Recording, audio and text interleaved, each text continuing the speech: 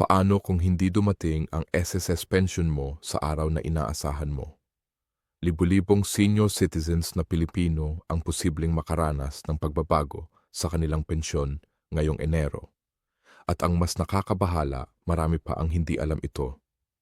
Kumpirmado na ang mga update sa schedule at kung hindi mo agad i-check ang petsa ng iyong bayad, maaari kang maghintay ng ilang linggo bago mo matanggap ang perang inaasahan mo.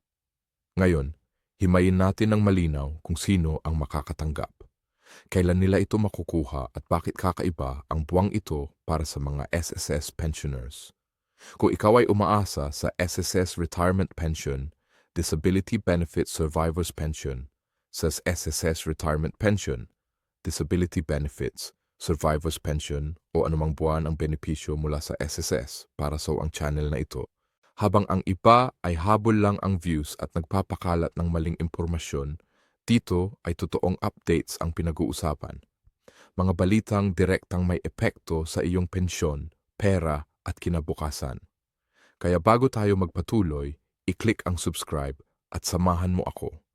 Dahil sa pamilyang ito, sinisiguro natin walang Pilipinong sinyo ang napag-iiwanan o nalilinlang.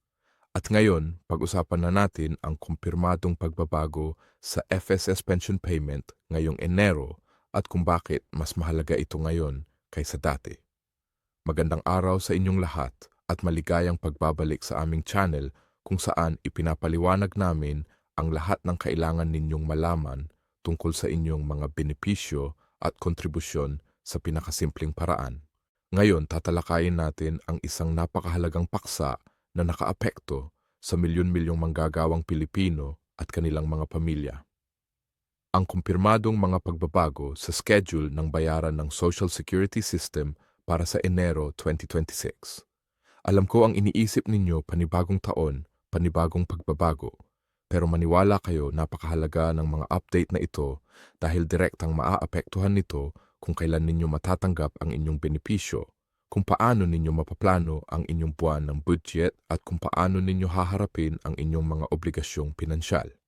Kaya, kung ikaw ay regular na empleyado, self-employed, voluntary member o pensioner, siguraduhin panoorin hanggang dulo dahil kahit isang maliit na detalye lang ang makaligtaan ay maaaring magdulot ng pagkaantala o kalituhan sa pagtanggap ng inyong pera.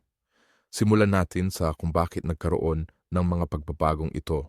Mahalaga itong maunawaan upang makita kung bakit ipinatutupad ng SSS ang bagong schedule.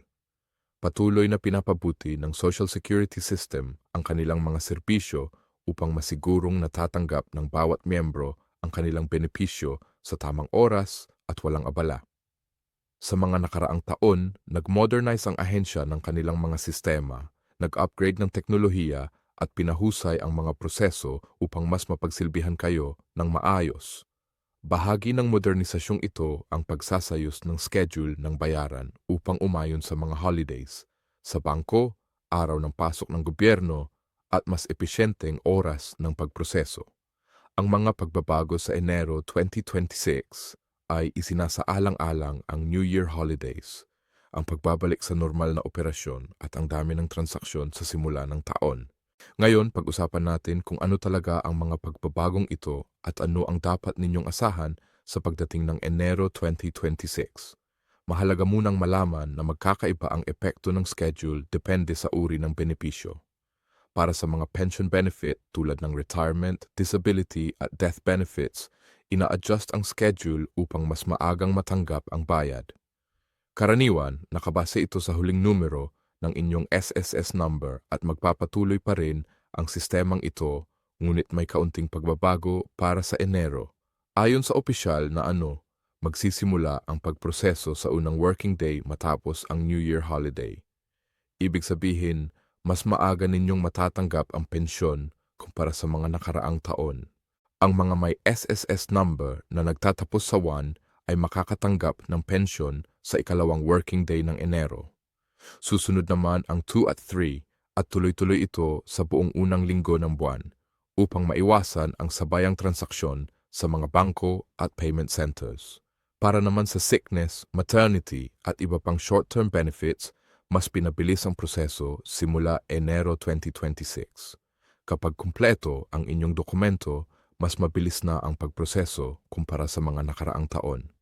Ang mga naaprubahan sa huling linggo ng Disyembre ay maisasama sa unang batch ng bayaran sa Enero, habang ang mga naaprubahan sa unang 2 linggo ng Enero ay susunod na babayaran sa mga kasunod na batch. Para sa unemployment benefits, susundin din ang bagong schedule. Ang mga miyembrong na wala ng trabaho ay bibigyan ng prioridad at basta kumpleto ang requirements at naisumiti ng employer ang separation documents, matatanggap ang benepisyo ayon sa itinakdang petsa sa approval notice. Para naman sa mga employer at self-employed members, mananatili ang patakaran na ang kumulang petsa sa approval notice. Para naman sa mga employer at self-employed members, mananatili ang patakaran na ang kontribusyon para sa isang buwan ay dapat bayaran hanggang sa katapusan ng susunod na buwan. Ibig sabihin, ang kontribusyon para sa Disyembre 2025 ay duwe hanggang katapusan ng Enero 2026. May kaunting konsiderasyon dahil sa holidays, ngunit inire-recommenda pa rin na magbayad ng mas maaga upang maiwasan ang aberya. Isa sa pinakamahalagang pagbabago sa Enero 2026 ay ang pagdagdag ng mga payment channels. Nakipag-partner ang SSS sa mas maraming bangko, payment centers at digital wallets upang mas mapadali ang pagtanggap ng benepisyo at pagbabayad ng kontribusyon. Mas convenient ito lalo na para sa mga nasa malalayong lugar. Mahalaga ring maunawaan ang pagkakaiba ng payment release date at kung kailan ninyo aktwal na matatanggap ang pera. Kapag sinabing released, ibig sabihin ay naipadala na ito ng SSS sa bangko. Ngunit maaaring tumagal ng 1 o 2 banking days bago ito pumasok sa inyong account. Para sa online transactions, fully operational ang mga sistema ng SSS sa buong Enero 2026. Gayunpaman, inire-rekomendang iwasan ang peak hours karaniwang mula 9 a.m. hanggang 12 p.m. upang maiwasan ang bagal ng sistema. Pagdating naman sa loan payments at loan applications, mananatili ang due dates ng hulog, mag-a-apply ng bagong loan. Maaaring bahagyang matagalan ang proseso sa unang linggo ng Enero dahil sa backlog mula sa holidays. Kaya mas mainam na mag-apply ng maaga. Kung sakaling ma-delay ang inyong bayad, huwag agad mag-alala. Maghintay muna ng 2 hanggang 3 banking days.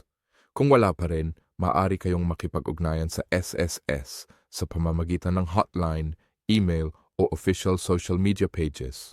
Siguraduhin handa ang inyong SSS number at iba pang detalye. Sa kabuuan, ang mga pagbabagong ito ay bahagi ng mas malaking plano ng SSS upang mas mapabuti ang serbisyo sa buong taon. Ugaliing tingnan ang opisyal na anunsyo ng SSS at magplano ng maaga upang maiwasan ang abala. Maraming salamat sa panunood. Kung nakatulong ang impormasyong ito, huwag kalimutang i-like ang video, mag-subscribe sa aming channel at ibahagi sa inyong mga kaibigan at pamilya. Manatiling handa, manatiling may alam at naway maging masaganang taon ng Ngent para sa ating lahat. M1